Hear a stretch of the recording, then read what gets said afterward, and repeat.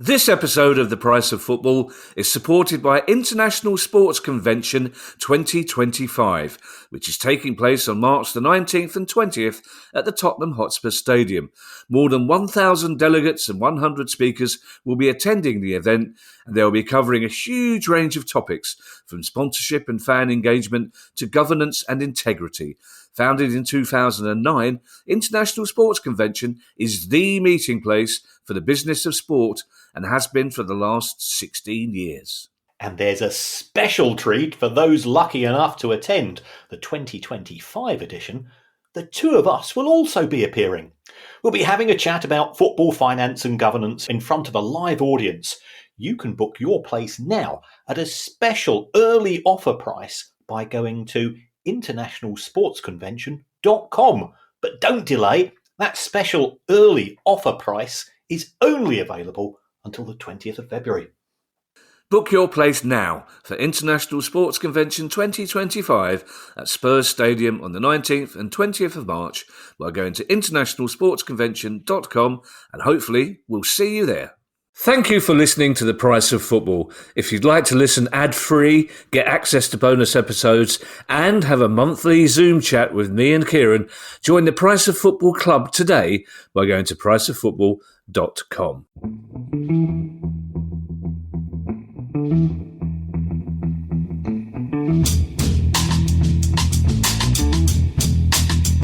Hello and welcome to The Price of Football, the show that looks at the money behind the beautiful game with me, Kevin Day, and Liverpool University's Kieran Maguire.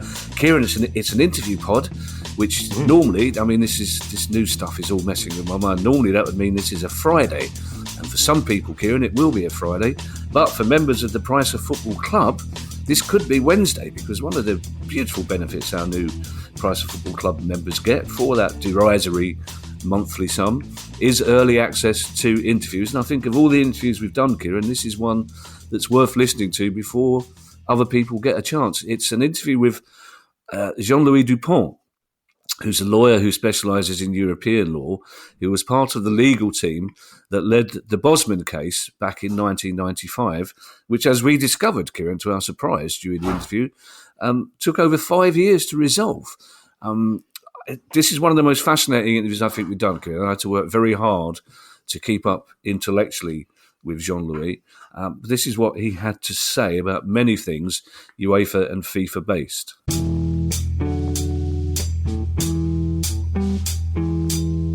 Jean-Louis, thank you so much for joining us this morning. It's a pleasure to be able to speak to you. How are you, first of all? It's okay. Bit of snow here in Belgium, so it always makes everything look nice. Well, I love Belgium, I have to say. I need to get that off my chest. People are always surprised to hear me say that, but Bruges and Ghent are two of my favourite cities in the world. They're fantastic. It's nice. And snow as well. I love snow. Oh, you're so lucky. We have so much to talk to you about, Jean-Louis. And we want to we'll get the Bosman business out of the way first, if you like, just to establish. Nobody needs to know who you are, but we know that already. But we'll establish that. But there's so much contemporary stuff to talk about. So we'll talk about Bosman first. But the very important question that our listeners always want to know is, first of all, are you a football fan? And if so, which club do you support? Yeah, well, I'm a football fan. I played football very badly. I'm a basket case, left. Playing with the left foot, really bad. And I am a Standard Liège fan, which means that your whole life is about suffering.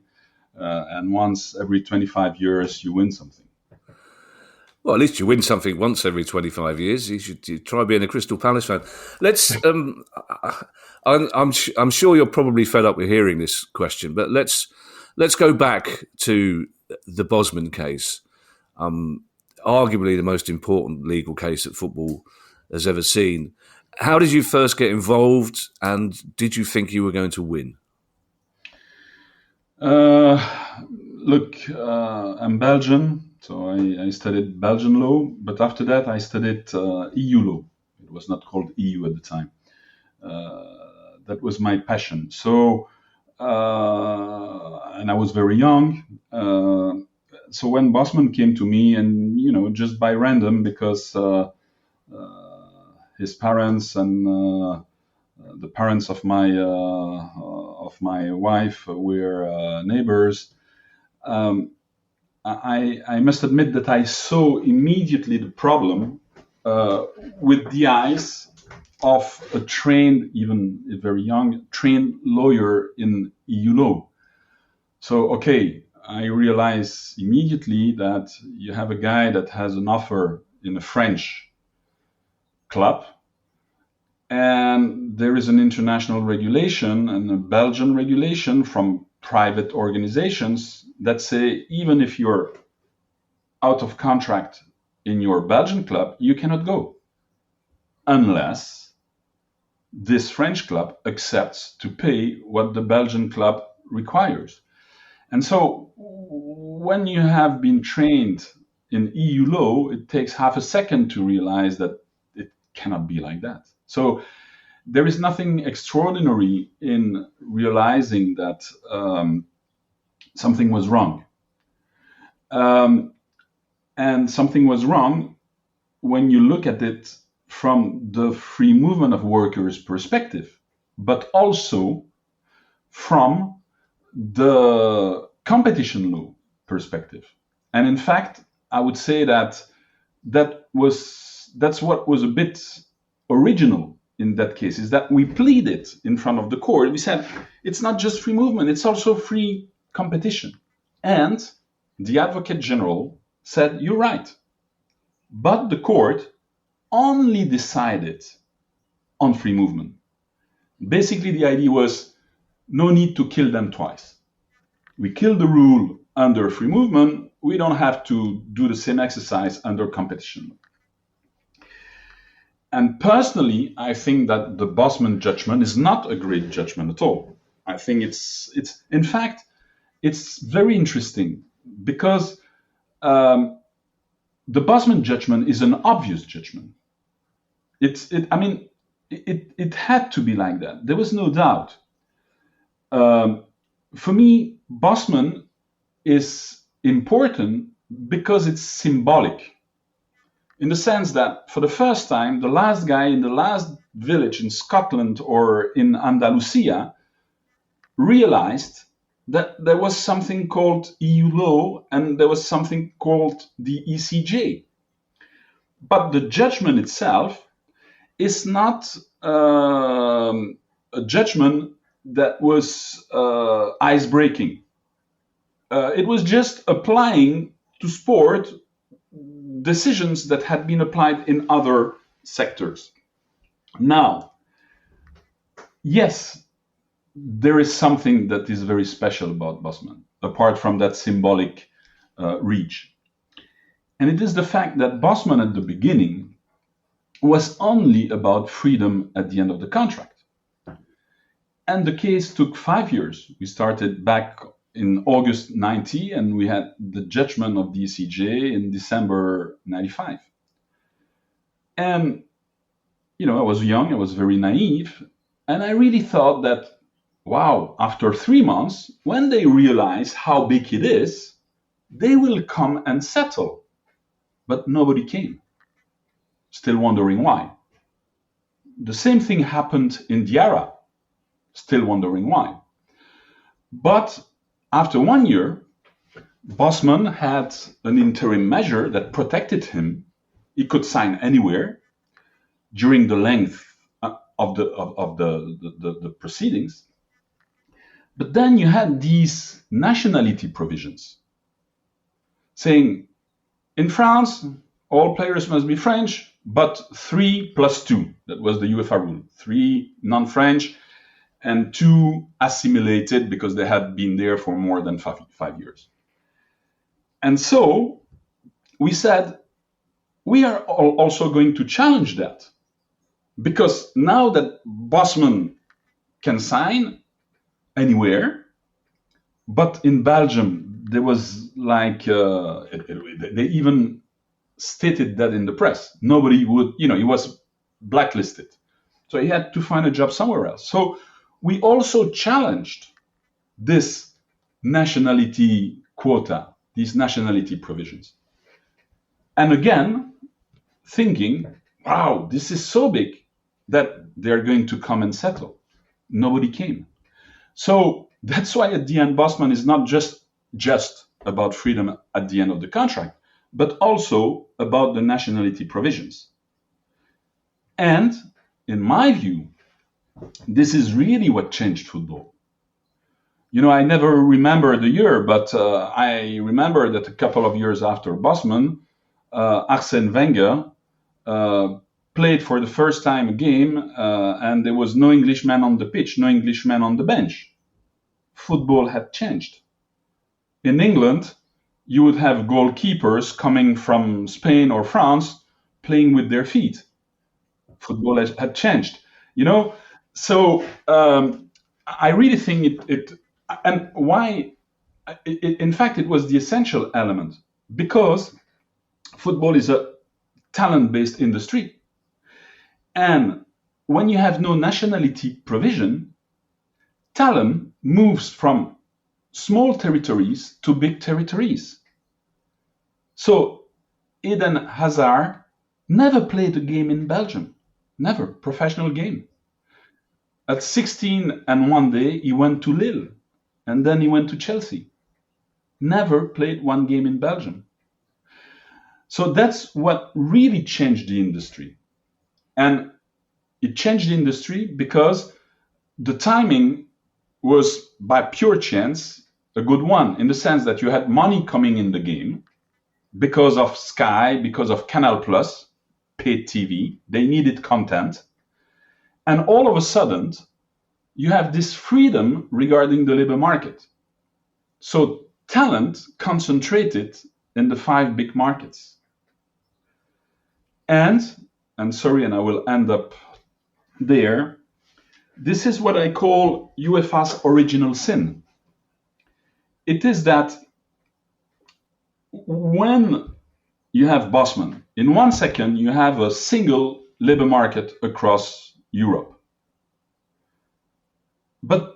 And UEFA could have said, okay, football is, everything is about the players.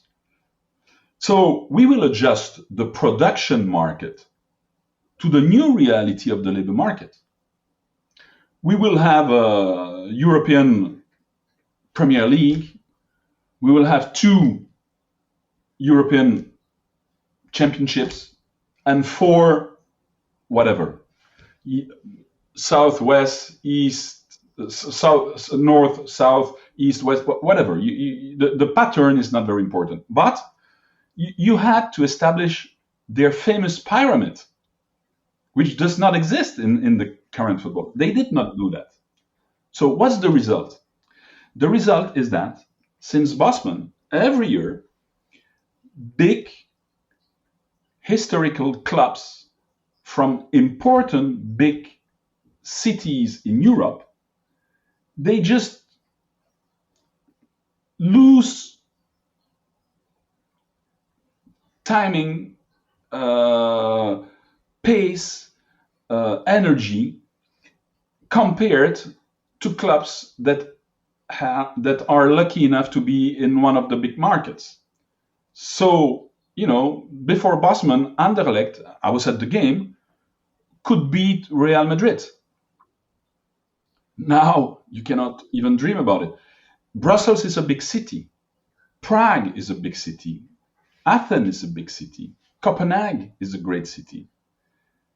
But Villarreal, 45,000 persons, can reach the semi-final of the Champions League, and because they do a great work, but above all because they're in La Liga and they get around 60 million TV rights a year, whereas Anderlecht gets 6.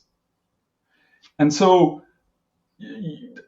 many things that are blamed on Bosman should be blamed on UEFA choices, not to adjust the territorial pattern to the new reality of the labor market. Jean-Louis, I'm really interested when you say that nobody came. Was the reason nobody came? Was it arrogance? Was it an unwillingness to believe that this was an important matter?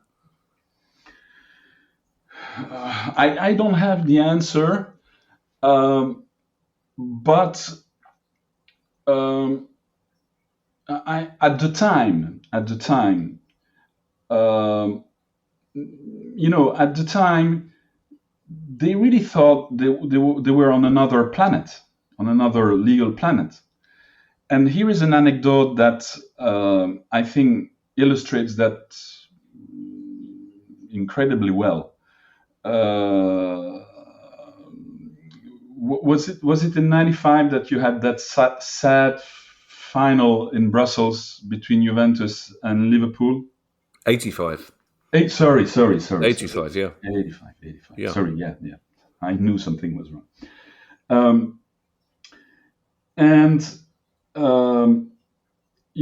After the terrible events there, a legal case took place in Belgium to know who was responsible for what. And that case lasted 5 or 6 years. And so we were at the beginning of the 90s. And one day at the beginning of the 90s, there was a final judgment by the Belgian Court of Cassation, so our Supreme Court, saying, if I remember well, that 50% of the liability, of the responsibility was with the Belgian state, 25 with the Belgian FA, and 25 with UEFA, or something like that, whatever. What matters is that UEFA was in the mix. That judgment is announced.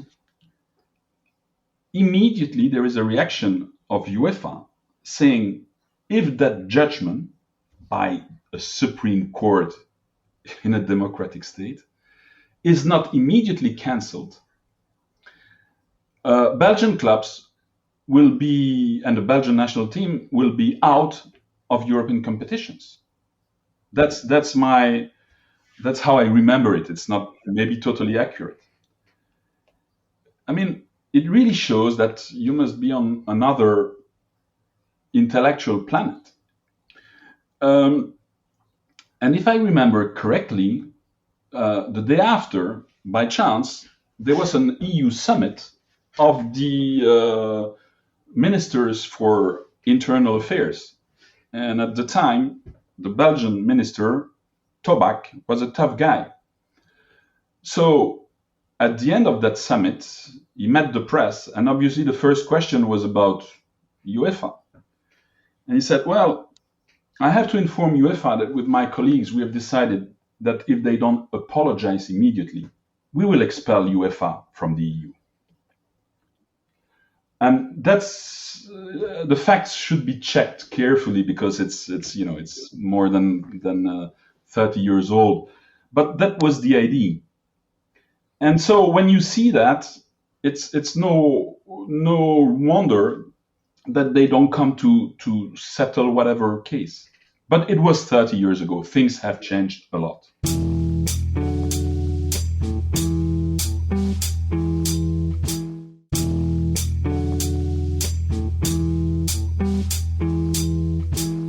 Well, not necessarily for the better, Jean-Louis. Would it be fair to say then that your experience with UEFA during the Jean-Marc Bosman case led you, for want of a better word, on a crusade against UEFA and then FIFA? Because I want to give you two quotes that I've got from the British press recently. One is quite a bland one, but it says Jean-Louis Dupont fundamentally disagrees with the idea of a European sports model in general. And secondly, the Daily Mail, which is not a paper I like, but the Daily Mail referred to you as the scourge of UEFA. Do you recognise yourself in those quotes? Absolutely not. I'm not a white knight.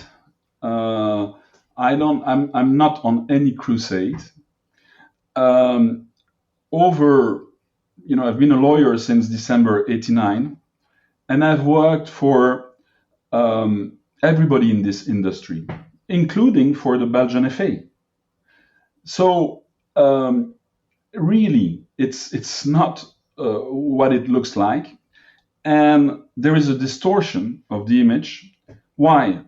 Because you work for 35 years or plus in a sector, but people can only see the 5 or 6 cases that made the big news.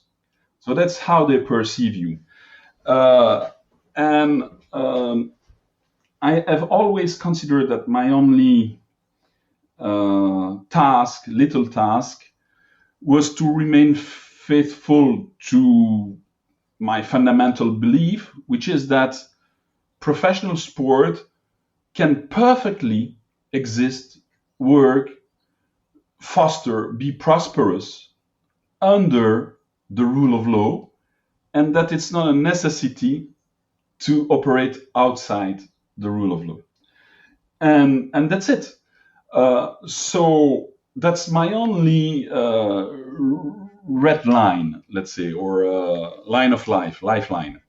But if and when a league, a federation comes with a case that is within, in my view, the realm of the rule of law, I'm happy to take care of that.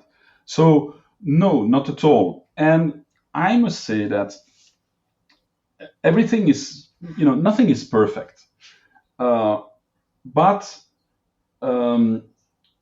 recently, European leagues, so it includes the Premier League, La Liga, and FIFPro Europe, which we represent, the trade union, the European Trade Union for Football Players, which includes PFA, etc., and 30 other national players' unions.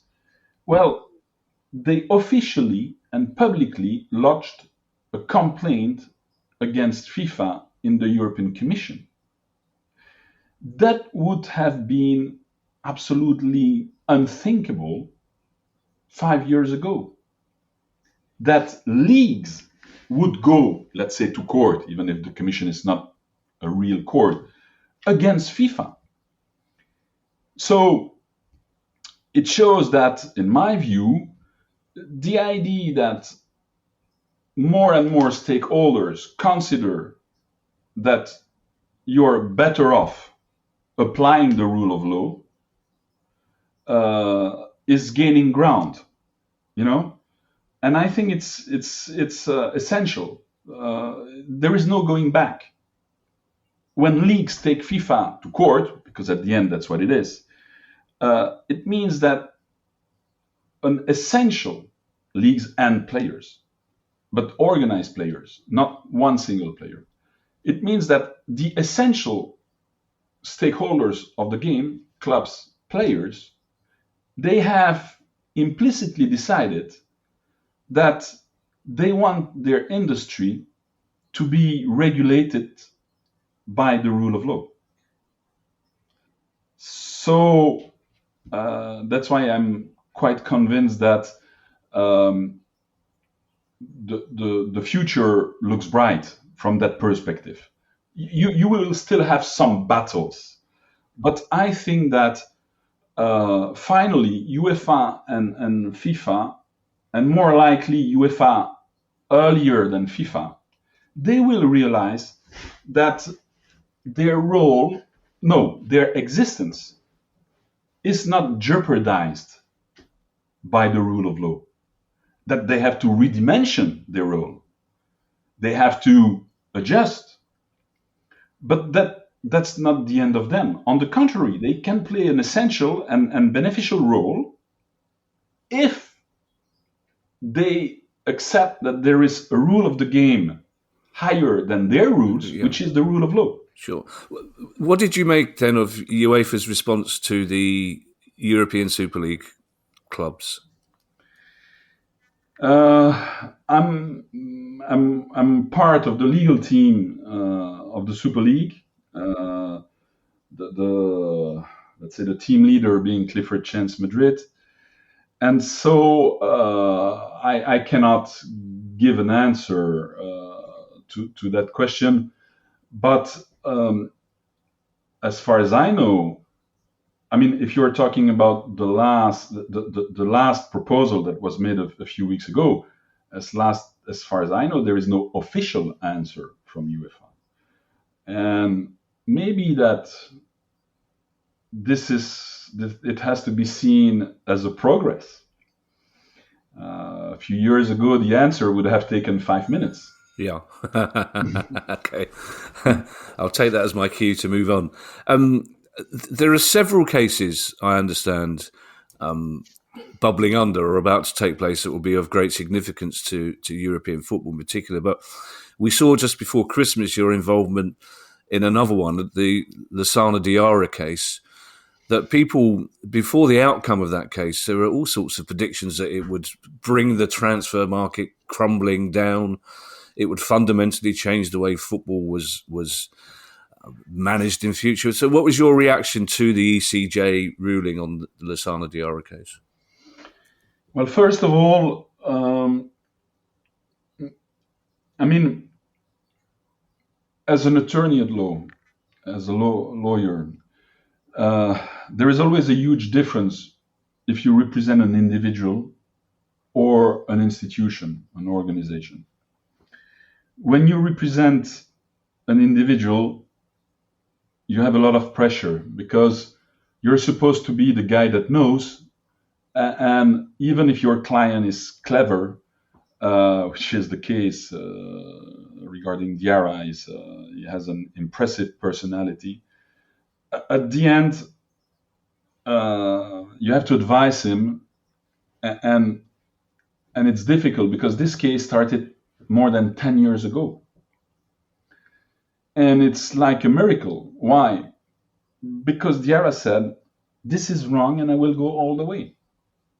It's his decision. And he says, I owe it to myself and I owe it to all the small players. That's what he stated himself in the Court of Appeal in Belgium. He said, I'm standing here after so many years because I don't accept this, and because I owe it to all the small players from Africa, from South America, for whom the Court of Arbitration for Sport in Switzerland is the last stop. They cannot go further. They cannot challenge them. They don't have the means. They don't have it's not feasible for them. So the result generates a lot of joy because you had a lot of stress. Now, this is for, let's say, the human side. When it comes to the legal side, you know that a few weeks ago, just before the winter transfer window, FIFA changed the rules. And maybe people have not seen it so clearly, but they changed the rules in a dramatic way. First, the association of your former club cannot retain the international transfer certificate anymore. Whatever the circumstances, they have to release it. So they cannot keep your passport. That's what they were doing before. And the players knew that if they were to breach the contract, they would be taken their passport, like in a dictatorship. You know, they were taken their professional passport.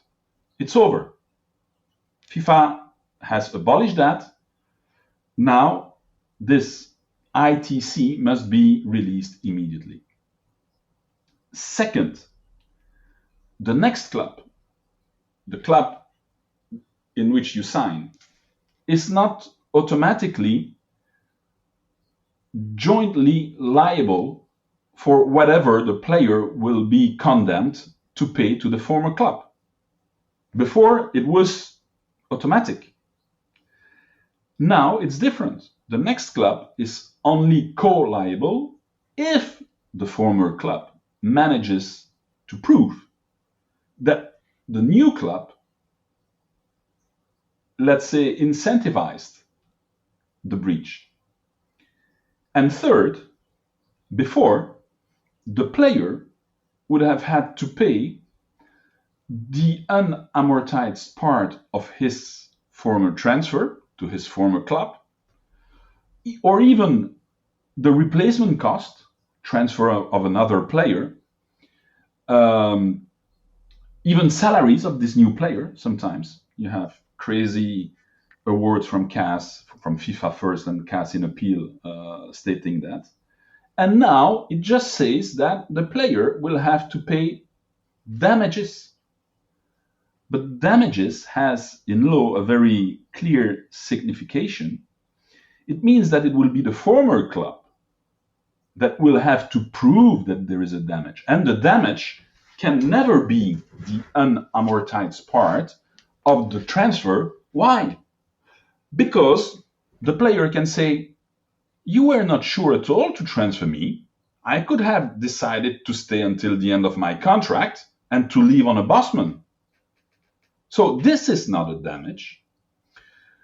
So, and just to give an example, let's imagine that you have a player that you pay many millions a year. He's a very good player, but he breached a contract, he leaves and he goes somewhere else. And then his previous club complains in the press, this is unacceptable, we have a big damage, etc. But then they take a kid from the academy, and after 3 games, all the fans consider that the kid is better than the old player. And they pay that player nothing. Where is the damage? It's not that you have a damage, you save money, you save the salary of the old guy. So these 3 changes, even if we consider that it's still not enough compared to the judgment, but they're fundamental.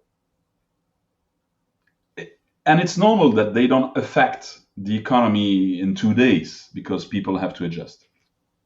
But what is fundamentally wrong is that when you read the judgment, you understand that the court is somehow stating that all this should come from collective bargaining agreements. You should involve the stakeholders, the clubs and the players. And still, FIFA has decided once again to act unilaterally, supposedly after consultation of the stakeholders, but we all know that it was purely formal. So that's why, as announced in the press, I think less in England, but in the French press, FIFA Europe, European leagues, ECA, European Club Association, and UEFA have written to the European Commission asking to open what is called the European Social Dialogue to reorganize, to re-regulate the labor market after Diarra, in so many words in their request. It will take time, but in my view, that's a fundamental change. And since I try to remain a bit naive and optimistic, I think that it's very symbolic. UEFA is asking to operate under the rule of law. This is what they do when they ask the European Commission to help re-regulate. This is quite new. Yeah.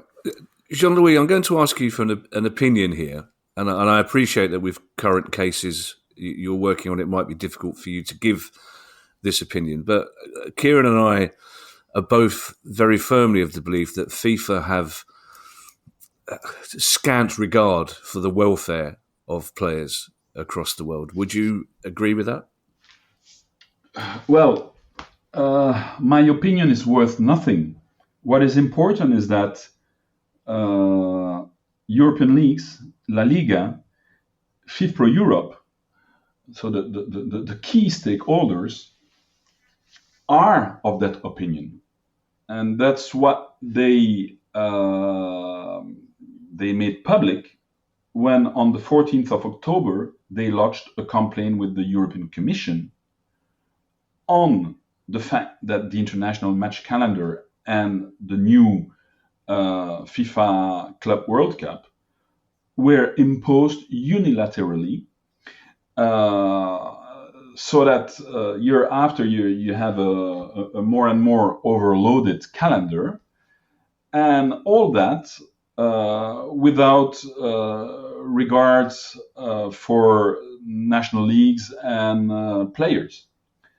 So this is what I mentioned before. This is quite historical. You have the main stakeholders challenging FIFA behaviors in court, let's say. As I said, the European Commission is more exactly a competition authority, not a court. But in parallel, and even a few months before that complaint was lodged, the players' unions, PFA, UNFP, the French PFA, the Italian PFA, and also FIFPro Europe, their European organization, they took FIFA and the Belgian FA to court in Brussels, in the Court of Commerce, exactly on the same issues. So, can a private organization based in Switzerland unilaterally fix the working schedule of workers and of companies? I mean, in any other sector, it would look like a joke. And you can challenge that on two very different but complementary grounds. European competition law, and there, in a nutshell, in our view, it's very simple. In the Super League case, the ECJ said that for FIFA and UEFA to say in their statutes, I am the one authorizing any game, any competition, or having in your statutes provisions that say, I am the one fixing the calendar, it's more of the same. It's the other side of the coin. So by a mere transposition of the Super League judgment to this calendar issue, I think that the answer is quite clear. There is an abuse of dominant position, there is a restriction of competition. But, and this is what is quite new, in the Court of Commerce in Brussels, the player unions, they also put forward the Charter of the EU fundamental rights, which is, let's say, the EU Constitution, the Bill of Rights. And there you have freedom to work. So it's not even free movement, it's freedom to work or not to work. You have right not to be forced to work. And there is a case law saying that disciplinary sanction is forced mandatory work. There is a provision saying that every worker, regardless of what he makes, is entitled to annual paid holidays, leaves. And above all, there is a provision saying that workers and employers are entitled to collectively bargain the working conditions, which includes the timing of the work. Okay? So we asked the Court of Commerce in Brussels to refer the case to the European Court of Justice, preliminary questions, like in Super League, like in Diarra, like in Bosman, like in many other cases. I think it's more or less 1,000 cases a year. And people just talk about the ones dealing with football, which is very sad. You have many cases that are more important than the ones we are talking passionately about. And we believe that if that the Court of Commerce refers the case to the ECJ, there will be a fundamental debate there on the governance of sport. But again, I really believe that UEFA and FIFA will not be the losers. It's just that their world will have to be adjusted for the better. For the better. It's interesting that you talk about winners. You think then that FIFA and UEFA are only able to see things in terms of winning and losing, that they can't see the nuance of the outcome of every case. They either think that they've lost and they're humiliated and they have to appeal, or they think that they've won and they celebrate. Really, I don't want to play the shrink regarding FIFA and UEFA. That's not my role. Well, certainly not with Infantino. They know their business. They do what they see fit. I don't think that it's. I think it's more. It's more of an inertia. It's more. It's. They see themselves as states, which is not correct. But yes, they are similar to very heavy administrations. And they have a model in which it is one country, one vote. And it may seem democratic, but is it? I mean, when Gibraltar has one vote and Germany one vote, is it democratic? I mean, when San Marino has one vote, when Liechtenstein has one vote, Andorra has one vote, and England one vote, is it democratic? And is it democracy we have? Is it democracy we have to talk about here when you're talking about sport business? So they have a model in which they have to make their constituents happy. And the constituents are Luxembourg or Liechtenstein, not Real Madrid, not Mr. Diarra, not FIFPro Europe. So in my view, they're trapped in a model. And I understand that it takes a lot of self-reflection to say we could have a different model and we would not be unhappy. So I don't think there is a bad intention behind. I think it's like a big machine that cannot stop. The train is on the tracks.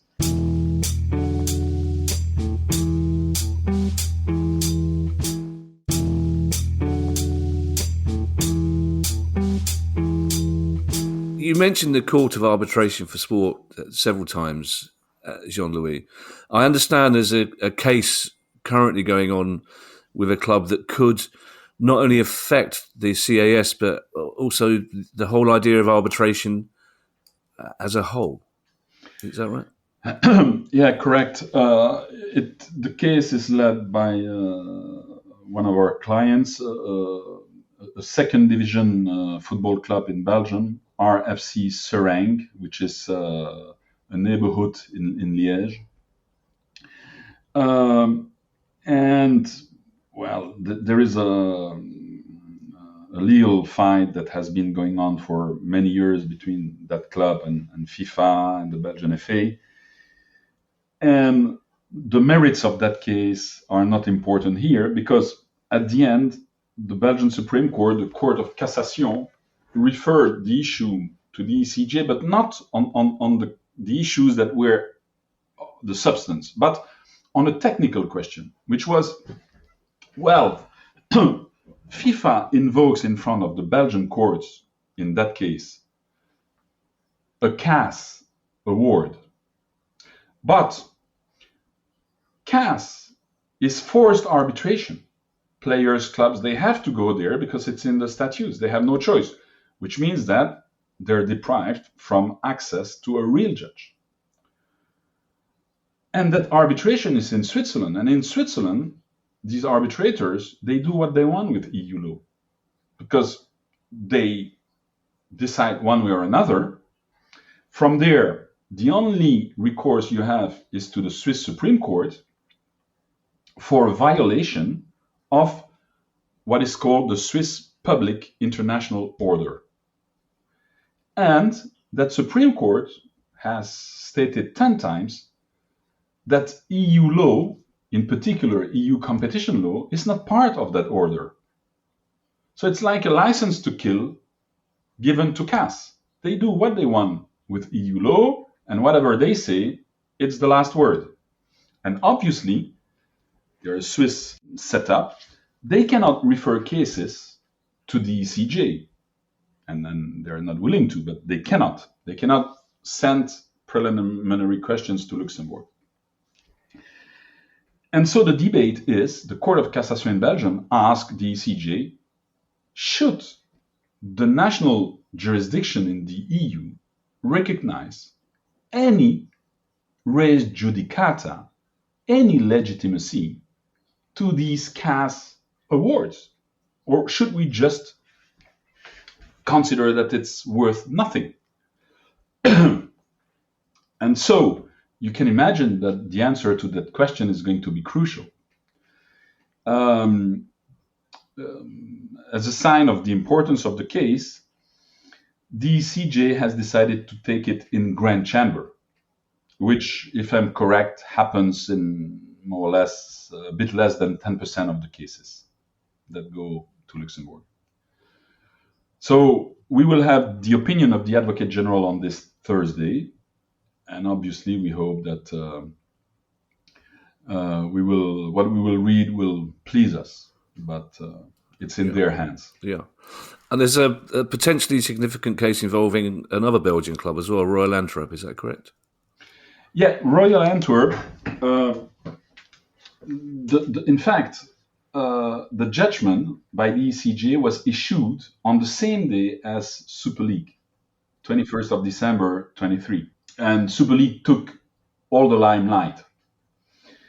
But the Antwerp case is important because it's about the legality of the UEFA rules on homegrown players and of all similar rules that have been adopted by national FAs for their own competition. So basically, the court judged that UEFA and the national FAs can have rules that will foster training and recruitment of young players, but those rules cannot partition the EU in national markets alongside the national borders. And the court, the ECJ, gives many indications to the Belgian judge that now has to give the final judgment based on the ECJ judgment, that the current rules are restrictions by object of the competition and violate free movement of workers. Why? Because what the rules call local means in reality trained within the association. So local is another word for national, or trained within the club, one club. Whereas the court says, local is local. What you really want to encourage is local training, a club could have partnership with clubs in the same region, including on the other side of the border. So basically, during the hearing, the judge reporter, he asked question to UEFA. He said, according to your rules, if a kid is trained in Luxembourg in the club called Dudelange, he made it the other one around. He said, if a kid is trained in Metz, which is very, very close to the Luxembourg border, this kid will be considered as locally trained in Marseille or Perpignan, more than 1,000 kilometers away, but not in Dudelange, which is 40 kilometers from there. And so, what if Dudelange and Metz wants to have a partnership to train, which is good for football? So in that case, we believe, and not just us, Stephen Wetherill from Oxford University wrote that he considers that the ECJ pushes the Belgian judge to say this is a restriction by object. We're talking about the current rules. It does not mean that UEFA and the national FAs cannot have rules favoring local training, but legal ones. And again, it's an example. I don't think that they meant, I don't think it comes from a wrong intention. I think that it comes from their conception, which is based on a national pattern. And it's hard for them to integrate that they have to think differently when it involves EU law. Jean-Louis, if you don't mind, I'd like to end by asking two questions about English football, if you don't mind. And the first question is, there's been some frustration amongst fans, amongst journalists, etc., about the increasing use of the law in England by clubs to challenge Premier League decisions in particular. Is that something you think we just have to get used to now, that clubs realise that it's perfectly acceptable and valid to use the law to challenge a league's decision? Look, I'm a lawyer, but it does not mean that I like this Americanization of our social life. I think it's from a philosophical, from a political point of view. You can think, well, it was better before. Was it? I have doubts. But from a practical point of view, I think that there is no way back. I think we have to get used to it, and that's it. So my answer is not great, I know it, but I don't see any other honest answer. Yeah, and also finally, the Price of Football podcast. We took part in the independent inquiry that ended with the recommendation for an independent regulator.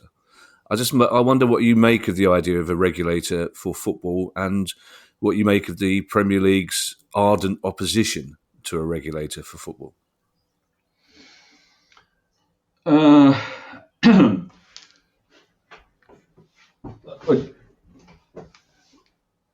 I don't think I don't think it's a legal issue, in the sense that UK is a democratic state, and if the Parliament decides that that's what they want, that's what they want, and we have to accept it. Now, and here, I think that you have to look at it in the context of Brexit also. And sorry for mentioning the big word. Sure, it's all right. We've got through a whole hour without mentioning that horrible word. Thank you. I will be short. I don't know exactly the reasons for the Premier League to oppose this regulator, but in a way, I understand that football is a world business. Football is a European business, at least. And so, can a regulator at national level be a real solution, or will it be just a gimmick, a political gimmick?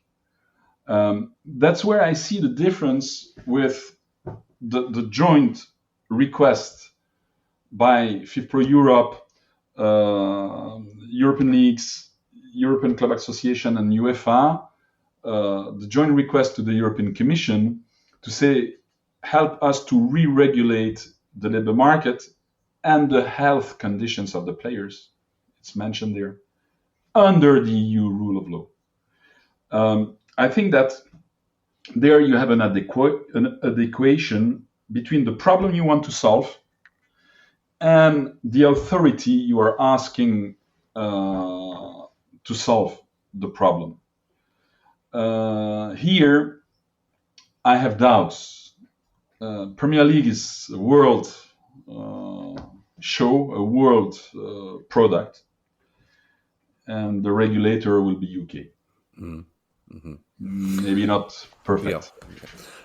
Jean-Louis, I can't thank you enough for your time this morning. It's been absolutely fascinating to talk to you, and I hope maybe at some time in the future we can get you back on again to discuss the outcome of some of the cases that are ongoing. In the meantime, please accept my thanks and the thanks of all our listeners for talking to us today. It was a real pleasure, because this was about the substance, not about the headlines, and I appreciate it.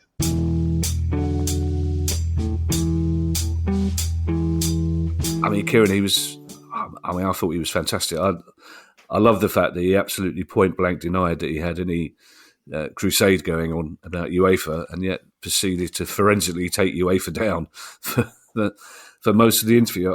There's so much we learned from that. The idea of FIFA having a psychiatrist was a fascinating one, but I was particularly interested in what he had to say about the tyranny of arbitration, Kieran. That's right. Because when we have had Nick DeMarco on the show, Nick's view has always been mediation or arbitration. Or perhaps, but Nick will probably pull me up on this, but he's always said that mediation is better than litigation because it is so much quicker. And I think Jean-Louis' evidence was that if you go down the legislation route or the litigation route, should I say, these cases taking 5 to 10 years is crazy. And it is tying up resource, and it's not resolving issues quickly. But he clearly didn't like what he perceives to be I'm not going to say he was accusing CAS of abuse of power by having two parties having to go to CAS as a last resort. But I don't think he thinks his view that they are necessarily applying the laws because they don't have to, because of where that they are located, and they can effectively reach their own conclusions based on their own perceptions rather than a strict interpretation of law. Yeah, I mean, because it shone through his dedication to the fact that UEFA and FIFA have to work within the legal framework, and clearly they don't necessarily see that. And that, as far as he's concerned, the right of law is sacrosanct everywhere. Yep, and he. It was like sitting in a masterclass for an hour, and I'm very privileged with my job that I do get to sit in and just I always sit at the back and listen to the real professionals talk about their craft, and this was it was a privilege to be there. Also ended with some slightly disconcerting legal advice. I mean, he was an absolutely lovely chap, for all that he was incredibly intelligent and fascinating.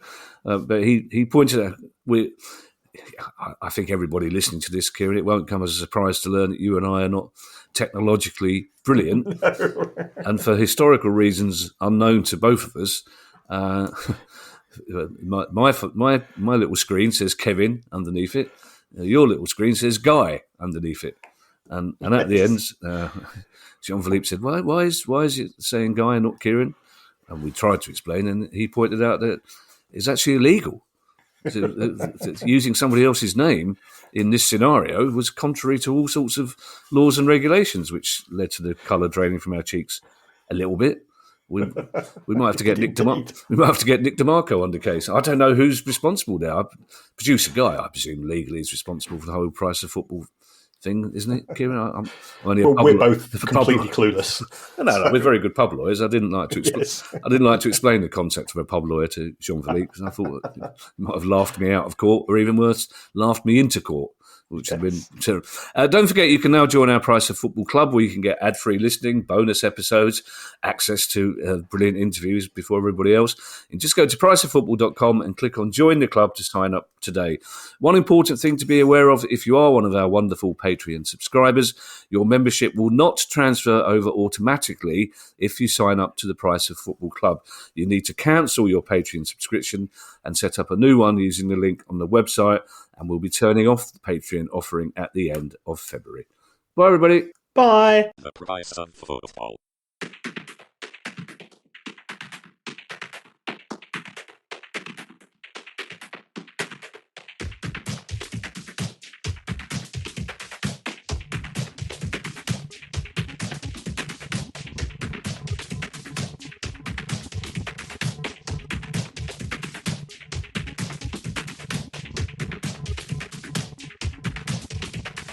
The price of football.